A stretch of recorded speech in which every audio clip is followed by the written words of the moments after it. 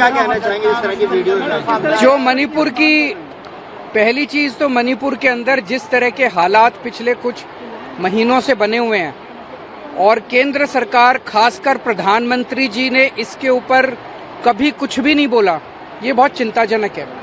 कोई कार्रवाई नहीं की गई इस बारे में। और कोई दूसरी चीज, जो कल वीडियो पूरा वायरल हुआ जिसमें दो बहनों को जिस तरह से निर्वस्त्र करके उनको परेड किया गया और उनके साथ सामूहिक तौर पे गलत काम किए गए, उससे पूरा देश की आत्मा झकझोर दी है उन वीडियोस ने।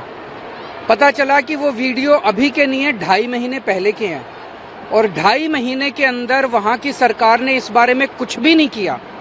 ये बेहद शर्मनाक है, ये क्रिमिनल है, ये आपराधिक मामला बनता है। मैं बेहद दुख के साथ मुझे कहना पड़ रहा है कि इसके लिए मणिपुर सरकार और केंद्र सरकार दोनों जिम्मेदार हैं।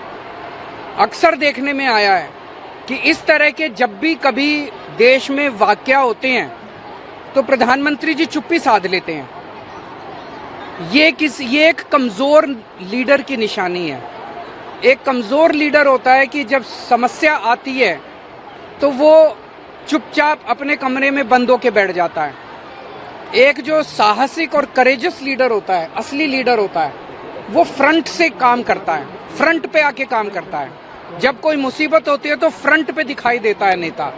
ऐसा नहीं होता कि मुसीबत आने पे चुप्पी साध के और अपने कमरे के अंदर बंद होके बैठ जाओ। तो ये बेहद दुख की बात है कि 2, 2.5, 3 महीने से जब से मणिपुर की समस्या हुई है, प्रधानमंत्री जी चुप्पी साध के अपने कमरे में बैठे हैं। ये एक बहुत कमजोर नेता की निशानी है और बहुत दुख की बात है कि ऐसे सेंसिटिव टाइम के अंदर प्रधानमंत्री जी ने कोई कदम नहीं उठाया। अगर समय पे कदम उठाया होता तो हमारी इन बहनों के साथ ऐसा अन्याय नहीं होता। दूसरा, मणिपुर के सीएम का ये बयान अभी मैं थोड़ी देर पहले देख रहा था कि ये एक घटना थोड़ी है, ऐसी तो बहुत घटनाएं घटी हैं। इसका मतलब तो पता नहीं कितनी बहनों के साथ ऐसा हुआ है मणिपुर के अंदर। और अगर बहुत सारी ऐसी घटनाएं घटी हैं तो उन्होंने क्या किया इस बारे में? उन्होंने क्यों नहीं पकड़ के लोगों को, जो दोषियों को जेल में डाला? वो कर क्या रहे थे अभी तक? अब जब 2.5 महीने के बाद वो वीडियो सामने आया, अब कह रहे हैं, आज बता रहे हैं एक आदमी पकड़ा गया। उस वीडियो के अंदर पता नहीं कितने लोग हैं। और जो एफआईआर दर्ज की गई है वो एफआईआर अननोन लोगों के खिलाफ। वीडियो के अंदर तो सबके चेहरे दिखाई दे रहे हैं। तो ये सरकार की बिल्कुल क्रिमिनल, जो भी कह लीजिए, कॉन्स्पिरेसी, नेग्लिजेंस, उसके अंदर कल्यूजन, जो भी कह लीजिए, लेकिन पूरे देश की आत्मा को इस इंसिडेंट ने झकझोर के इस्तीफे की मांग की जा रही है वहाँ के सीएम की। क्या आप भी मांग करेंगे उनको इस्तीफा देना चाहिए? क्योंकि पहले भी वो पेशकश कर चुके थे उनका सीएम जो इस्तीफा। मेरा सबसे पहला है कि मणिपुर के अंदर शांति बहाल की जाए, जैसे भी की जाए, जिस भी तरीके से शांति बहाल की जाए। ये एक ऐसा सेंसिटिव मामला है जिसमें मैं कोई राजनीति नहीं करना चाहूंगा, लेकिन कुछ भी करके प्रधानमंत्री जी को सामने आना पड़ेगा।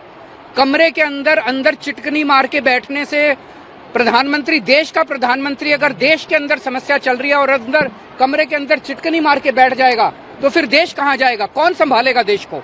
प्रधानमंत्री जी को सामने आके और इसकी जिम्मेदारी लेनी पड़ेगी और कुछ ना कुछ कठोर और इफेक्टिव कदम उठाने पड़ेंगे।